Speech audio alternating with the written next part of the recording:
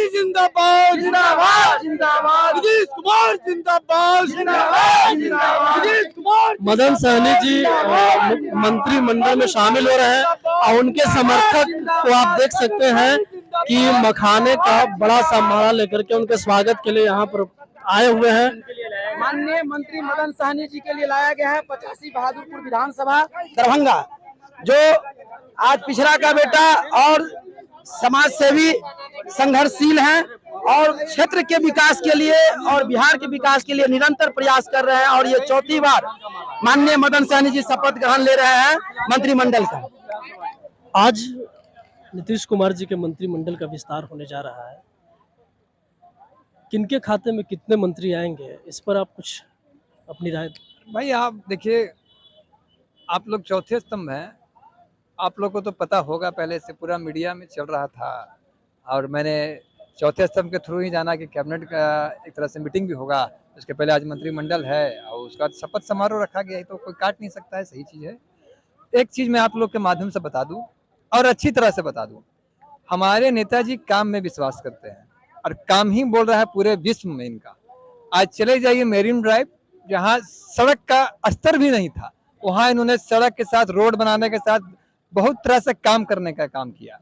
दूसरा मामला जातिगत जनगणना, तो जातिगत जनगणना का जो शुरुआत हुआ, जातिगत जनगणना का जो मामला था, जातिगत जनगणना का जो काम किया नीतीश कुमार जी ने, ये तो कोई काट नहीं ना सकता है।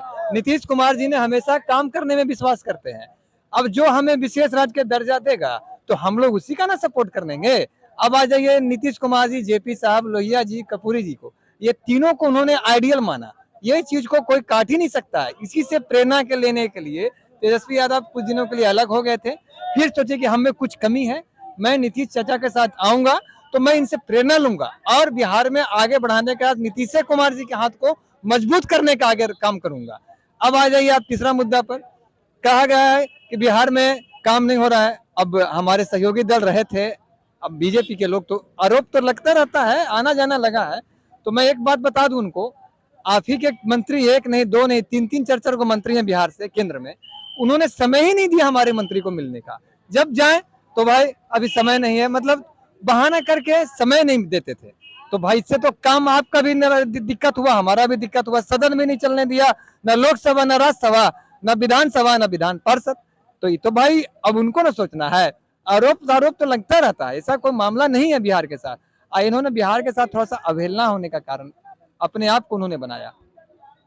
तो आपको लगता है कि ये जो नई सरकार गठबंधन जो बनी और नीतीश कुमार जी महागठबंधन में शामिल हुए, तो उनको पहले से ज़्यादा उनको काम करने की छूट दी जाएगी? देखिए, अच्छा सवाल पूछा आपने। काम करने का छूट का मामला तो ये मुद्दा है ही नहीं। काम में कोई भी बहती गंगा में हाथ बहाएगा।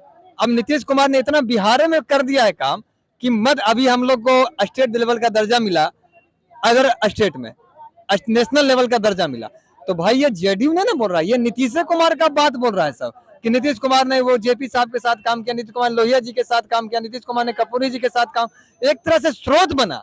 स्रोत सुनते सुनते श्रोता अब है पीएम। पीएम को 2 बार बोलेंगे, पीएम पीएम, तो क्या बनेगा, एमपी। तो पहले एमपी को पहले ठीक से रहने को कहे बीजेपी अपने यहाँ, हमारे यहाँ झांकने की जरूरत नहीं है उन्हें। अभी मैं संदीप पात्रा जी का एक प्रेस कॉन्फ्रेंस सुन रहा था, उन्होंने बिहार पर आरोप लगाने का काम किया। तो भाई अपने शब्दों का चयन सही ढंग से न करें। हम तो पूरा पीसी आपका देखा संदीप पात्रा जी, अपने स्तर को जाने तब दूसरे के स्तर को जानने की इच्छा करें।